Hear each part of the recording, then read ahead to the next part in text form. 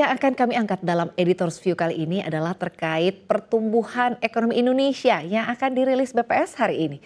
Dan kini kita akan lihat dulu ya artikelnya. Gawat Pak Jokowi, ada 2 lebaran, ekonomi malah diramal turun. Dan ini adalah judul artikel yang nanti kita akan bahas ya bersama-sama begitu ya. Dan saat ini sudah hadir di studio CNBC Indonesia. Sudah ada Managing Editor CNBC Indonesia, Mas Michael Jeffriando, dan juga ekonomis CNBC Indonesia, Mbak Maya Sarah. Mbak Esa dan juga Mas Michael, bagaimana kabarnya di pagi hari ini? Baik. Sehat ya? Semangat ya? Semangat menanti bagaimana nanti rilis PDB kita ya. Sebetulnya ini kalau kita lihat ada 2 pandangan atau ada 2 proyeksi begitu ya di angka yang cukup berbeda begitu ya.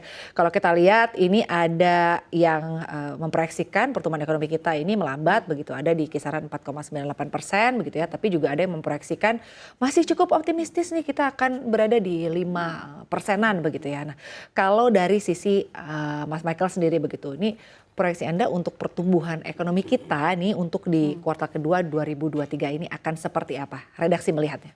Iya, kalau untuk pertumbuhan ekonomi memang kita melihat masih di kisaran 5%. Cuman perbedaannya kan apakah itu sedikit di atas atau sedikit di bawah gitu. Karena kalau pemerintah itu memproyeksikan 5-5,3%, Bank Indonesia 5,1%, dan polling yang dilakukan oleh riset itu ada di bawah 5% gitu.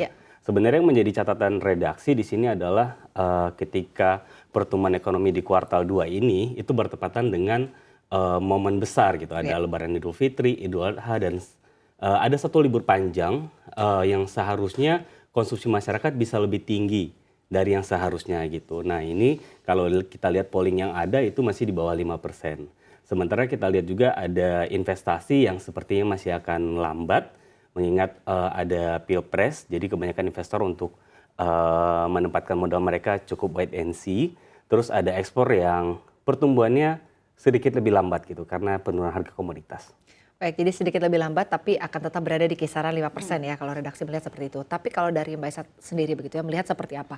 Tadi sudah disampaikan oleh Mas Michael begitu ya, ada libur panjang, ada libur Idul Fitri, dan juga ada libur Idul Adha begitu yang harusnya ini mendorong begitu ya pertumbuhan ekonomi kita karena seperti kita ketahui bahwa pertumbuhan ekonomi kita ini sangat-sangat ditopang oleh konsumsi masyarakat. Nah, kalau dari Mbak Esa sendiri melihatnya, konsumsi masyarakat kita nih di sepanjang kuartal kedua di tahun 2023 ini seperti apa sih?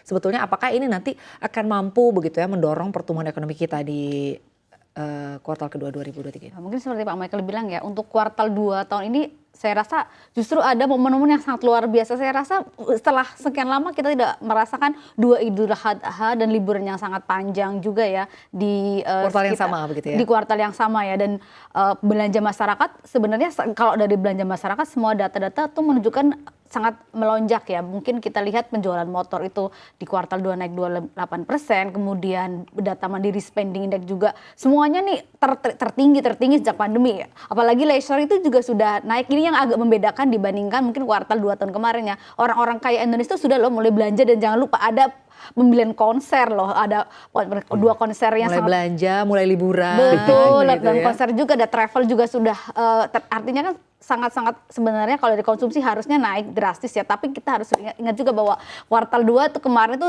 basisnya lumayan tinggi ya, 5,51% konsumsinya, jadi mungkin sedikit pertumbuhannya mengecil karena basisnya juga sudah sangat tinggi gitu. Kalau melihat mungkin yang kita harus waspada ya mungkin ya seperti investasi ini, walaupun data BKPM itu kita investasinya sangat luar biasa ya, tumbuh selalu double digit, tapi kalau data BPS biasanya di PMTB-nya agak berbeda karena sudah dalam bentuk aset dan realisasi sesungguhnya gitu. Baik, tapi kalau dikaitkan dengan harga pangan begitu ya, yang kalau kita lihat sulit turun walaupun begitu ya, tadi Mbak Esa menyampaikan kita tetap harus optimis nih pertumbuhan ekonomi kita dapat tetap tumbuh positif begitu ya, setidaknya bertahan di angka 5%.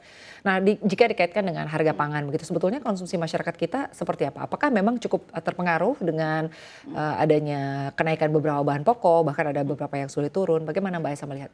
Kalau ada perbedaan yang lumayan besar ya, mungkin ketika kita kembali ke kuartal 2 tahun kemarin dan sekarang. Kalau tahun 2 kemarin ada kehebohan luar biasa soal minyak goreng, kemudian juga harga cabai yang melonjak dan harga beras mulai naik. Tapi kita harus ingat kuartal 2 tahun kemarin belum ada kenaikan harga BBM. Itu juga sangat berpengaruh ya. Sementara kalau dampak yang sekarang ada, sebenarnya dampaknya udah mereda, tapi ada loh sisa-sisa dampak kenaikan harga BBM yang juga itu akhirnya berpengaruh kepada mungkin ongkos produksi ya. Mungkin harga pangan terkendali, tapi kita ingat ada harga-harga lain mungkin sabun, odol, kemudian juga deterjen.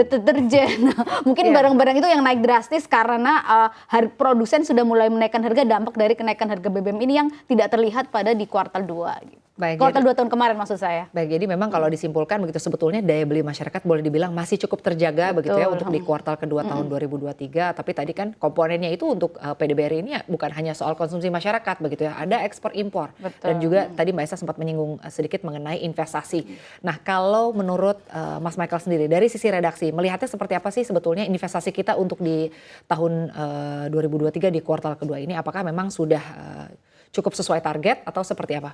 Iya, investasi dan konsumsi rumah tangga itu biasanya berkaitan ya. Jadi ketika konsumsi rumah tangga juga landai, investasi juga nggak mampu tumbuh banyak. Apalagi sekarang investor juga masih ragu nih mau menempatkan modalnya di sini akan seberapa besar atau dalam bentuk apa gitu. Karena kita lihat juga aktivitas produksi itu sejak akhir tahun lalu dan awal tahun itu kan banyak PHK ya.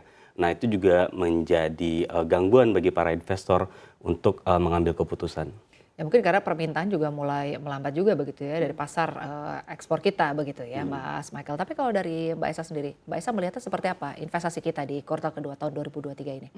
Kalau biasanya memang kuartal 2 sudah mulai pick up ya, tapi kita ngeliat justru ada impor nih, ada impor barang mentah dan barang modalnya justru melambat. Ini agak susah sulit dijelaskan ya. Ini konsumsi naik tapi kok impor turun, ini ada investasi sepertinya agak turun dan perlu dicatatkan bahwa investasi itu sudah tidak tumbuh 5% udah lama sekali. Artinya bahwa kontribusi investasi ini udah semakin turun.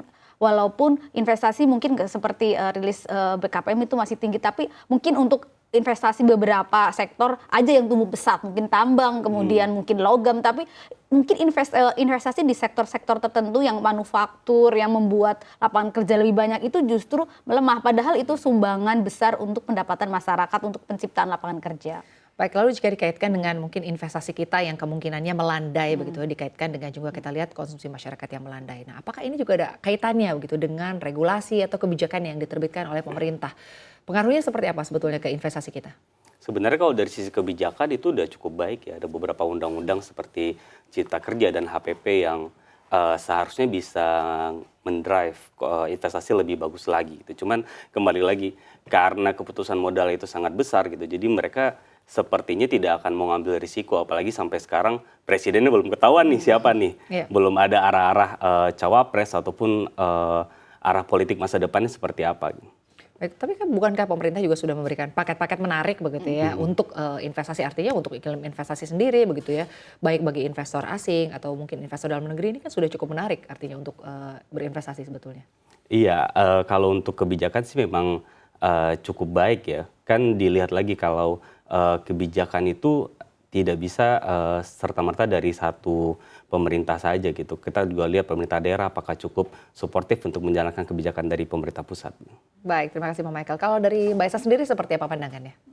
Sebenarnya mungkin seperti Pak Michael bilang ya, ada beberapa perbaikan, tapi sekali lagi bahwa konsumsi sejalan dengan permintaan, baik kita permintaan dalam negeri dan luar negeri. Ini agak repot luar negerinya ya, mungkin dalam negerinya sudah mulai bergerak, sementara luar negerinya ini mungkin kita harus ingat berkembanggan di Cina, karena Cina itu pasar utama ekspor kita. Jepang juga sudah melambat dan Amerika juga sudah melambat. Ini ada permintaan dari luar nih yang susah banget untuk dinaikkan. Ini juga pasti akan berdampak kepada investasi mungkin di sektor-sektor tentu yang terkait ekspor. Dan seperti saya bilang mungkin ada investasi naik tapi tidak merata loh. Ada beberapa sektor-sektor yang justru melemah gitu ya. Mungkin karena ada tekanan juga soal upah, ada tekanan juga mungkin soal permintaan.